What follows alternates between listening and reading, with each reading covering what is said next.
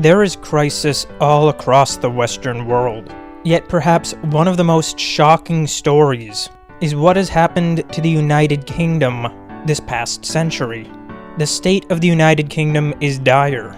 Yet rather than dwell on what went wrong, lamenting the troubled state, it's very worthwhile to analyze, as we might be on the edge of some major opportunities. There are a number of significant crises that have all converged at once in Great Britain, and soon Britons will need to make a choice. Just what the United Kingdom is, who the peoples of Great Britain are, the very notion of what is an Englishman, what is a Scotsman or Welsh. For a great number of nested crises are coming to a head all at once. To begin, let's go back to the 1990s. The year is 1997. Labour have taken Parliament, and Tony Blair has ridden a wave of cool Britannia all the way to Downing Street. There is a cultural shift emerging in the United Kingdom. Over the prior decades, economic circumstances had become dire. Blackouts and strikes. Infrastructure was collapsing, and the deindustrialized North becoming increasingly bleak. Under Margaret Thatcher's Conservatives, and the watered-down premiership of John Major, Britain had taken some bold moves, squishing down the power of the unions, sweeping privatization, and had found itself in an ever-increasing fight around just how much to integrate with Europe. Ultimately, the Europeanists would win, and in 1997, the Labour Party would secure its power. At this point, a wave of optimism had emerged. Britons were beginning to look favorably upon their culture again, although in a sort of modernist, semi-American, semi-globalist sense. Patriotic imagery would re-emerge as economic conditions improved. Britpop would become a widespread phenomenon, and there was a general ethos embodied by Tony Blair's phrase, "Things can only get better." Yet while Britons were riding high on this wave of optimism, Tony Blair would fundamentally restructure the government. Under the new administration of New Labour, using the term administration advisedly for just how integrated they became in Whitehall, referendums on devolution were held for Scotland and Wales. The Bank of England was granted new independence. The European Convention on Human Rights was instantiated in British law. House of Lords reform would drastically diminish the power of the Lords, and a string of social policies would further instantiate liberal ideals within the country. Yet more than that, Tony Blair and New Labour built a machine that dominated media and the bureaucracy, building a nearly all-powerful behemoth in Whitehall through an alliance between the bureaucrats, the media, and New Labour. The result of this would come to be known as the Blair Revolution, and nearly everything the country has experienced politically in the 21st century has been downstream of it. As time would go on, the optimism of cool Britannia would abate, economic problems would become more stark, and the ideological beliefs within the Westminster bubble more puritanical. The ideology of blank-slatist mass immigration would dominate the government. This was attempting to accomplish a variety of goals, one of them being economic, particularly owing to the vast welfare state and the overburdened pension system of the United Kingdom. There was great necessity to maintain the strength of the gilt market, and one belief which emerged was regardless of the actual underlying economic condition, if there was a vast population increase, then the transfer actions of the welfare state would generate economic data appearing to show heightened GDP, thus giving confidence to gilt investors and propping up the credit markets for government debt. Additionally, there were varied ideological beliefs. One was a fear the Blair Revolution and New Labour would experience a pushback from the more parochialist English, and so the idea went, and to quote from a Tony Blair speechwriter, that the government should rub the right's noses in diversity, such as to make their objections obsolete. This would in turn create an entirely new social system, one which could not oppose the overbearing power in Whitehall. Yet there were many with more purist ideological beliefs. Over time, the ideology within Westminster had completely adopted a sort of blank slate liberal brotherhood of man notion, The idea being that all men are blank slates, and that our differences are only the result of the impositions of society. If men were freed from the unchosen obligations of society, then they would all be like the rational liberal. So, flowing from that idea, it became reasonable to assume that a man could be taken from anywhere, and if he were introduced to liberal society, then there would be no differentiation between him and the native population. This was a belief sincerely held. The Labour government believed that its role was to be the great breaker of chains. Many have often wondered how the liberal notions of Labour can square itself with the overbearing and draconian policies it implements. And this is quite simple. Its notion of freedom and liberation are quite different from traditional English notions. The idea is that people ought to be freed from their unchosen obligations, freed from their relationships, that the ultimate freed man can return to the state of nature if the state breaks the social bonds which have always kept peoples together, thus rendering him an atomic man, freed from demands of society, from religion, from family, and from his people, so that every interaction he finds himself in is voluntary, subject only to his will and his whims, and ultimately mediated by the state. The end result of this has been atomization, as it is those unchosen bonds which bring meaning to man. Thus, as this went on, the social state of the United Kingdom worsened, alienation grew, people became increasingly miserable, society at large became quite pessimistic, and as economic conditions worsened, and the state increased its taxation, people found there to be no mobility, no hope, simply watching their society drain away. So let's take a look at where the United Kingdom has found itself, and what may be lurking on the horizon.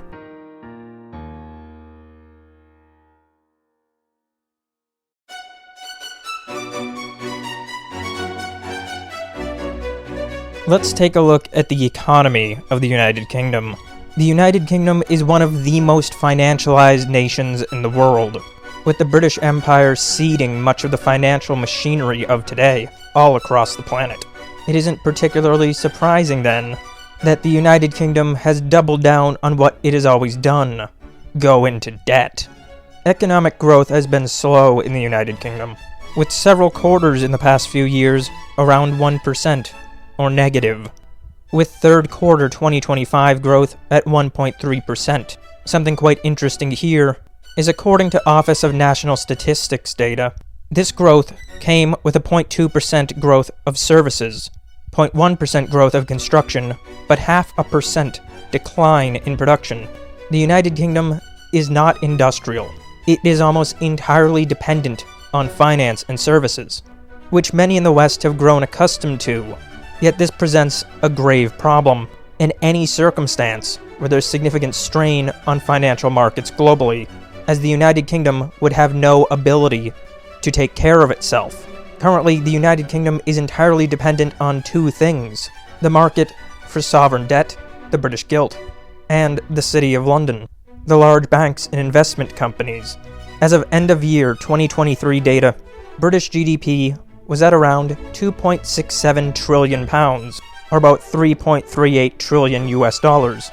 And while this may sound like a large number on the face of it, there are some compounding variables that make this far from good news.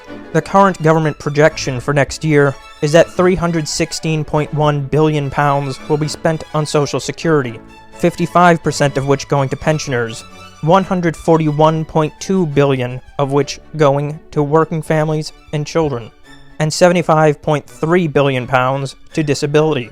The United Kingdom has an enormous welfare state and an enormous pension scheme. At a current debt to GDP ratio of around 96% debt to GDP, the country is quite burdened by its obligations. Now, one may look at a country like the United States and think perhaps this is sustainable. However, it is entirely dependent on the market for sovereign debt, the British gilt, which is not a reserve asset in the way the US Treasury is. There is no constant demand for the gilt, and thus, as we have seen, with the gilt yield rising from 0.3% to 4.641% over the past 5 years, the country will have to constantly keep borrowing at higher and higher rates, and could very easily find itself in a position where nobody would want to buy their debt anymore. And making this worse, the market for gilts is propped up by that GDP number, that number already burdened by the large welfare state.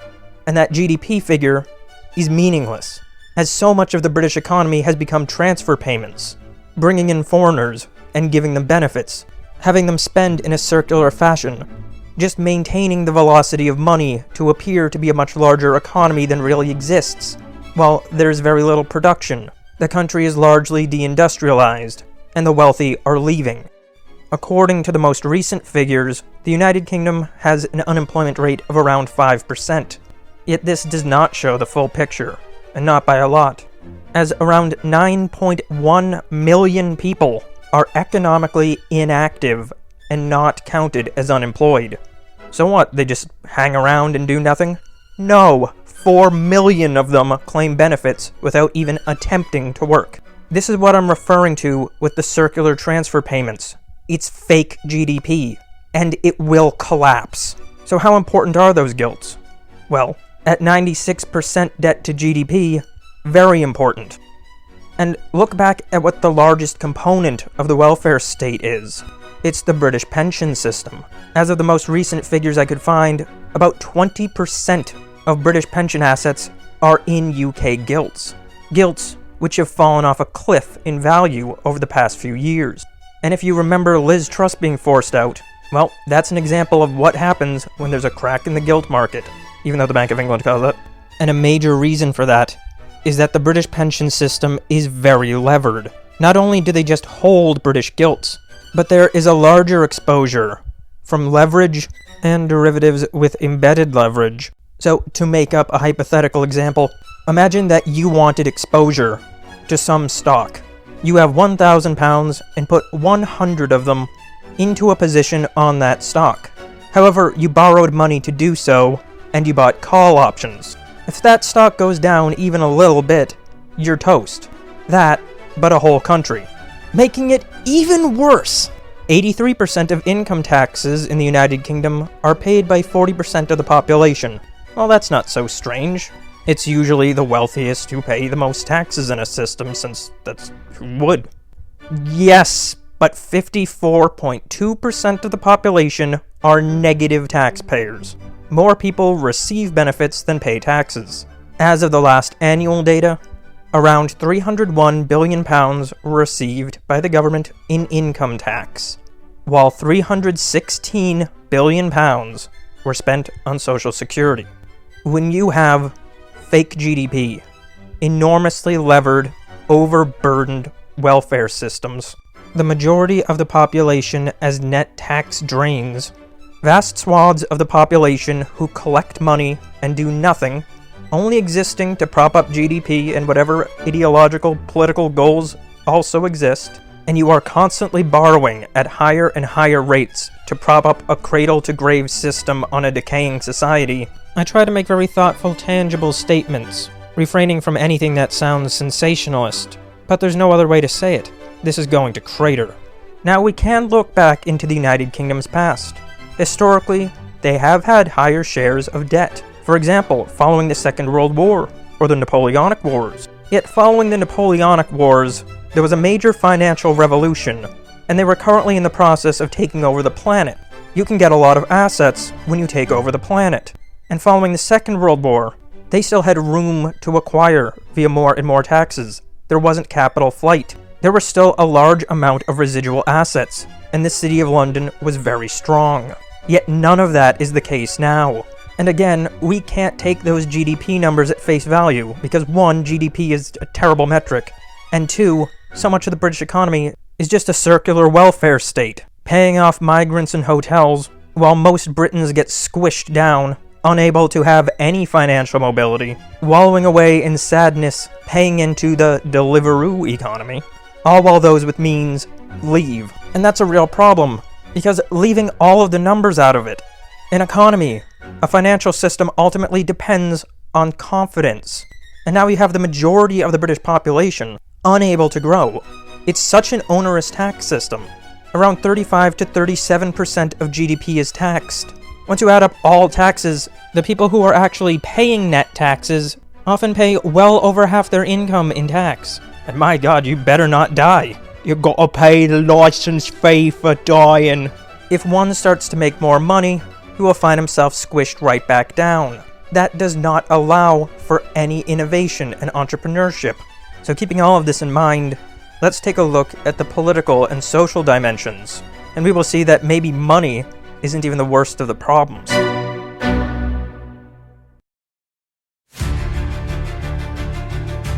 The civilization born in the Isle of Great Britain may be the most impressive in all the history of the world. Its level of innovation, remarkable.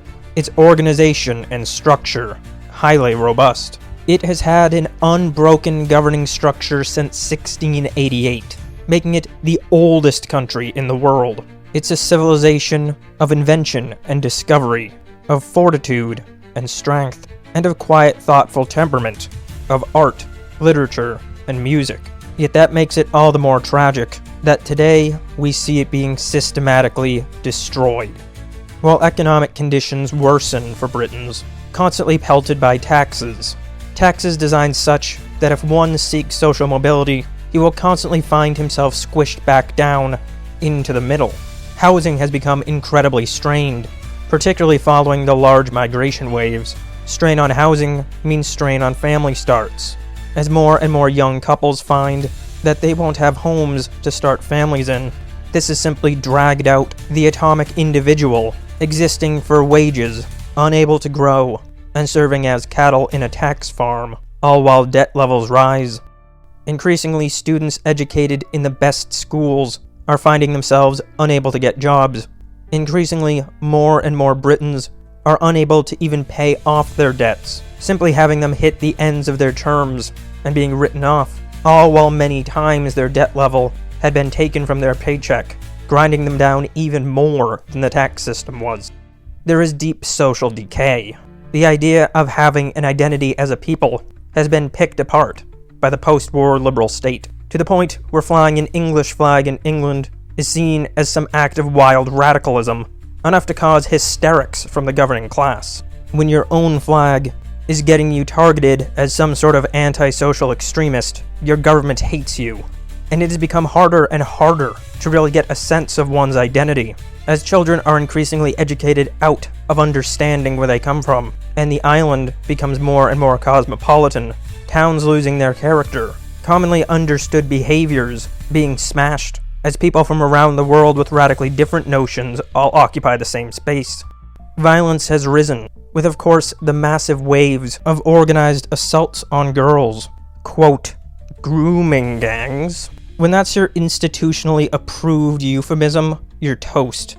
People don't feel safe on trains, on streets, in their homes. And without common understanding, people can't build a society. They can't bond. The entire civilization has become atomized individuals. And when you're a society of atomized individuals where there is no common understanding, no common purpose, no common beliefs nor mutual concern, then you will find your society decaying and decaying, and that you are less capable. This is precisely what has happened, as all of this economic erosion has coincided with the social decay. All the while, there's a substantial cultural clash, as those within the ruling class are isolated from all of this and simply do not care about the lower classes. In fact, there is a very deep and profound hatred. If Americans think that the ruling class hates the lower classes here, they're downright best friends compared to the United Kingdom. During the first 2 decades of the 21st century, annual net migration hung out at around 200,000 to 300,000. This itself caused substantial social strain, as in 2001, the country only had about 57 million people. Yet once the 2020s began, the net migration number moved up to 400,000, then 500,000, 6, 7, 8, reaching a peak over 900,000. And here's the thing, those numbers are almost certainly understated, as there is also a sizable amount of illegal migration. Using 2001 census data, and keep in mind, things have become vastly more stark since then. Major cities had already begun to see vast areas where native populations were as small as 40%. And it's become much more stark than that, with large areas of major cities today functionally having no British population. For overall national data, back in 2021, before the largest migration waves, the ethnically British populations had already dropped below 75%. This has led to extreme alienation and heavy strife, as it has become clear that the government favors the migrant population, giving them more benefits than the native population is often entitled to. And the problem compounds when one considers that the birth rate of these migrant populations is much higher than the native populations. And beyond that, for instances of violent radicalism, second-generation migrants have a much higher propensity to engage in such behavior. All the while, the ruling class insists that there is nothing wrong, and that any objection is simply thoughtless bigotry. This ruling class has destroyed the society. There is no common sense of being a people anymore. Vast urban areas are uninhabitable by native populations, as they are simply unwelcome in their own countries. People find it unfamiliar, they feel unsafe, and there is an absolutely 0% chance you're going to let your daughter walk alone. This is recent. So, how has the native population taken this? Well, not well.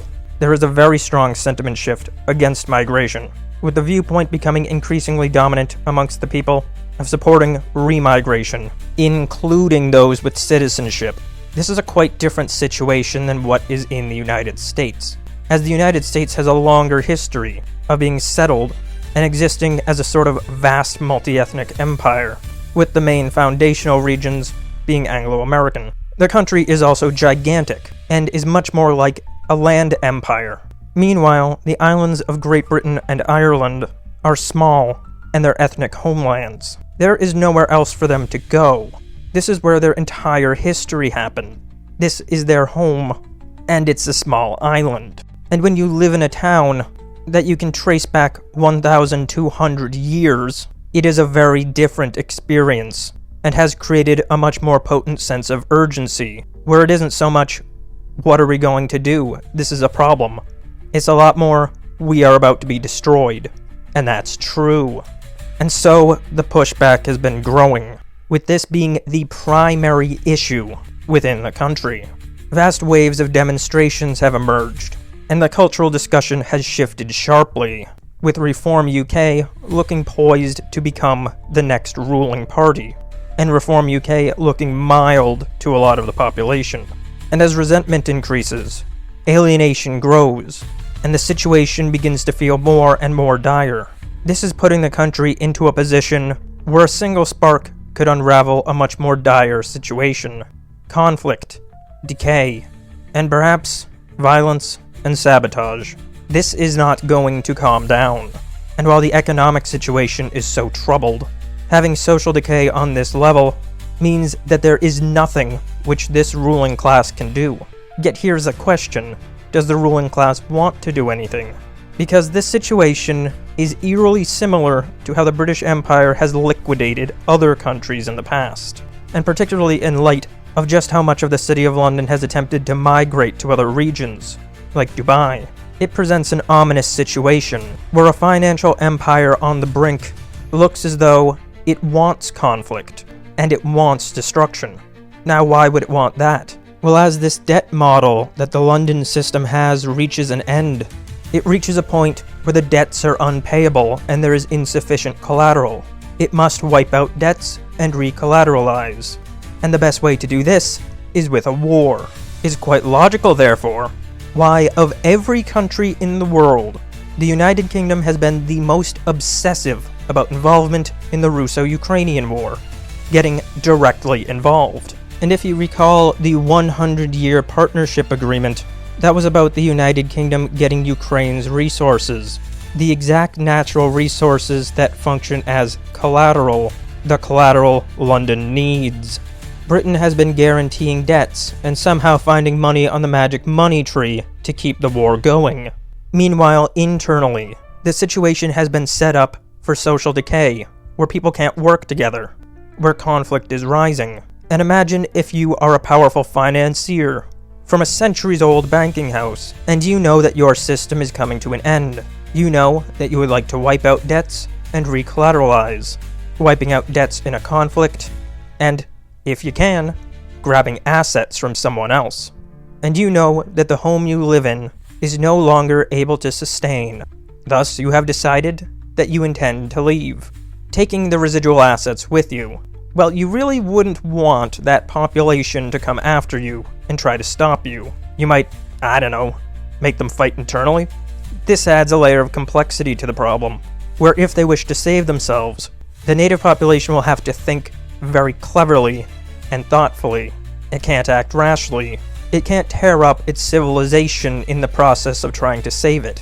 Yet it still must act. And all while chaos rises on one end, oppressive order does so on the other. The Bank of England has been making strong steps to a fully programmable digital currency. Meanwhile, the government has announced a digital ID system. In the most surveilled nation on Earth with the most bureaucrats per capita, controls are going up. A panopticonic grid is being installed. And while both the United Kingdom and the European Union both begin designing new policies regarding capital mobility, one thing looks evident on the horizon: capital controls. For the only way that the system will be able to keep itself alive, even if in the process of liquidation and leaving, it will have to ensure that the wealth it wishes to keep does not leave. And as we have seen more and more capital flight, the desperate efforts for capital control laws and the digital pound mount. Though this is not to say that everyone in the ruling institutions are aligned and involved in one common project. There are most certainly different factions with different interests, with the City of London financial machine on one side, engaged in liquidation, while others seem genuinely wedded to British liberalism and wish to keep it limping along, retaining their comfy spot. As middle manager type, bureaucrats and ministers have accrued more power to themselves. There have been around 12,000 arrests for speech violations online in the past year. This is the most censored society on the planet. And that's not, oh, that's some little exaggeration. No. This is an overwhelming fact. It's not even close. The number 2 for speech arrests is Belarus. And then you might think China. No, not even close. Overwhelmingly the United Kingdom. Say something a little too critical of the government narrative, you'll find yourself fined, banned from speaking, or in prison.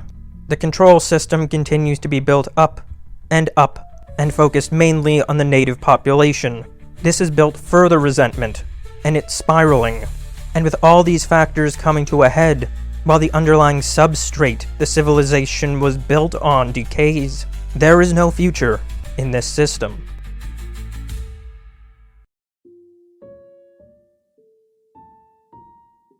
The British establishment has a very long history of social engineering. While it may be tempting for one to look at the current government and assume that they're all idiots who don't know what they're doing, the MPs are not running Britain. The British establishment is vast and has a very long history integrated around the world. One thing that Britain got very good at was stirring up fights. A very common strategy in British foreign policy was to enter an area, find a minority group, particularly one which the majority population had some misgivings toward, then arm and aid them, and put the minority in charge, creating a perpetually unstable nation, which could either be influenced by Britain, as that leadership class would become dependent on British intervention and support, or could be used as a powder keg to ignite a conflict whenever needed.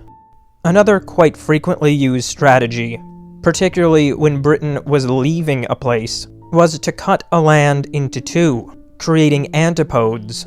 This had much the same effect, perpetual instability which could be manipulated by the British Empire. Yet of all nations in the world that the British Empire has sought to influence, perhaps the longest and greatest passion project has been to squish down the size of Russia. Beginning to emerge in the 18th century, but particularly becoming an element in British foreign policy during the 19th, the British foreign policy establishment became quite concerned by Russia. They viewed it as too large and too influential, a true peer rival, and one that could exert hegemony in Europe and Asia. For centuries, Britain has been attempting to diminish Russia, including 2 world wars, the Crimean War, and a heavy amount of influence during the Russian Revolution. In the years of the late 19th century and the beginning of the 20th, one geopolitical thinker would emerge who would leave a towering legacy over British foreign policy to today. Born in Lincolnshire in 1861, Halford Mackinder became one of, if not the most preeminent geographer in Britain. He would teach geographic economics at the London School of Economics, and by the 20th century, his works and thought on geography and geopolitics became enormously influential within the foreign policy establishment. He was particularly interested in Eastern Europe and Russia, proposing a theory that land was the most geopolitically important in all the world. His theory, which has since become known as Mackinderist, proposes that Russia controls what he terms as the heartland. He goes on to propose that he who controls the heartland controls an area he terms the world island, the most geopolitically important region in Eurasia, and he who controls that controls the world. And this idea only increased just how committed to influencing Russia the British ruling class became. This has continued to today. Britain has made enormous guarantees in Ukraine. Yet more than that, more than seemingly throwing endless money at the war, within British finance, and European more broadly, institutions have begun prematurely dividing up Russian assets, treating Russian natural resources as though they have already been acquired. The British financial system needs those assets, as its system is already reaching a natural end. The convergence of the multi-century-long geopolitical aims of the foreign policy establishment are precisely aligned with the needs to recollateralize on the part of the city. So much is riding on a war in Ukraine, and for the ability of London finance to access those resources. So if that does not happen, if they do not get their way, then what is there left for the City of London? Much of what we are seeing occurring within the United Kingdom itself looks a lot like what has happened within the broader British Empire for centuries. It's as though the financial engine is strip mining the country and setting up those same conflict conditions that they have when the empire left nations in the past. And to really think in these terms, Britons need to assume that the City of London and the British establishment are not really tied to the UK. They are an international class. The City of London's financial empire stretches around the world. So while one may think, well, why would British finance want to hurt Britain? They exist just as much in the Cayman Islands, Hong Kong, Singapore, and Dubai. And there's just nothing left for them on the island of Great Britain. And as they have been squirreling away their assets in far-off lands, strip mining Britain and leaving it to dry, a very visible manifestation has occurred within London, and particularly right around the heart of British capital itself. So much of London is now foreign-owned, yet a very curious pattern that will become visible to anyone who looks at the ownerships is that the funds, governments, and companies who have acquired London's real estate are those in the countries in which British capital has been the most integrated. And to that end, I would like to play a bit of a game. I'm going to show you a major London building, and you can play along at home, guessing who owns it. Let's begin with London's largest and grandest office tower. Can you guess who it is? If you guessed a British financial firm, you were wrong.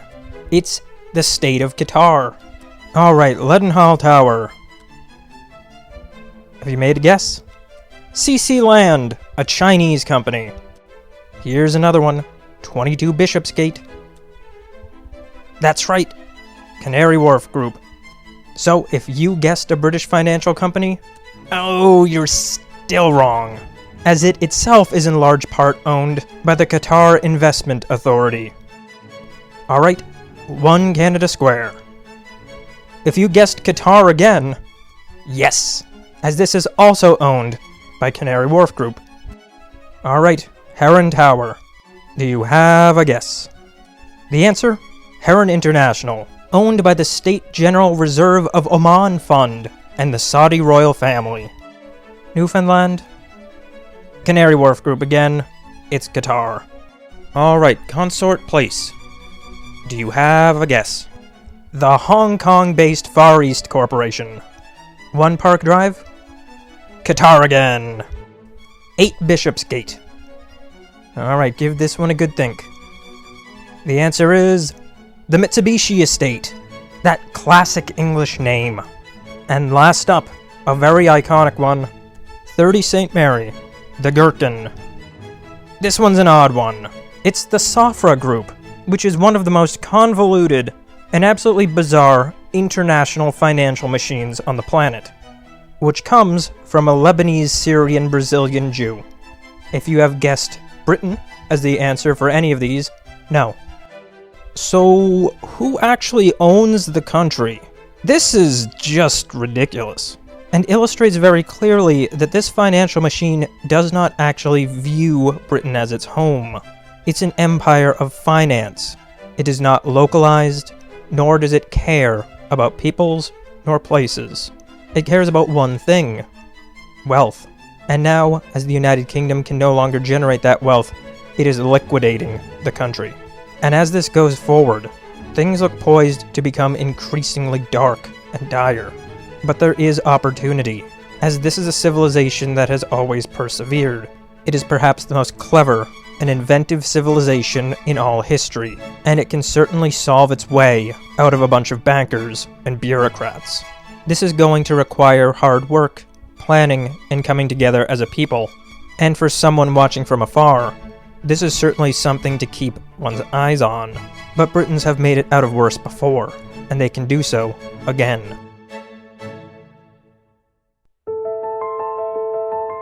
This situation matters for all of English civilization, across the entire Anglosphere. For what is happening in the United Kingdom is just a darker chapter further down the line in what has been playing out across our entire civilization. This is the financial machine that has dominated our world. This is the international ruling class, the intelligence agencies, the media, the politicians, the influences, and the old familial networks. The situation that is unfolding in the United Kingdom affects all of us very deeply, not only for the deep emotional connection to the homeland that started all of this, but because this is the culmination of a great game of politics, finance, and power. As things become more and more dire in the United Kingdom, bravery, honor, commitment, and cunning will all be necessities. For one interested in the financial dynamics, keeping an eye on just how dire the economic and financial situation is can allow one to properly plan and position, preserving or perhaps even growing wealth if one sees what is happening coming. For one concerned with the political dimension, this is a time where being active in one's community, for caring about one's home, is more important than it has been in lifetimes. This is a time where being part of a people, part of a civilization, matters greatly. And for one concerned with the larger global, geopolitical dynamics, this foreign policy establishment and this financial machine are key players to keep an eye on, as their motivations are explicative of a great number of bizarre phenomena that we have seen. Yet to really understand what is happening and to act accordingly, we should be concerned with all of these elements, as they are all deeply intertwined, part of one greater process. This could be a time of horror or of greatness, and it is going to be the characters of everyone involved which determines what the future holds. Many in the United Kingdom have felt increasingly alienated and isolated. Yet there is very real care and concern from people all across the planet in Anglo civilization. The United States, Australia, New Zealand, Canada, all have quite different characters and have quite different origins, but it's a shared history. and a shared civilization. All will see their ancestors in the medieval villages of Great Britain. I certainly don't know how this will all play out, but it is increasingly clear that it's reaching a breaking point. This system is coming to an end. British finance depends on its ability to control the pricing of US dollars, and to infinitely rehypothecate them. That power is gone. They rely on the ability to control commodity prices. That power is gone. London's financial machine has nothing and needs to recollateralize. The British government depends on its gilts which could easily collapse as the manipulation of GDP fails, and the welfare state along with it, all while there's no growth, no hope, and no society binding people together.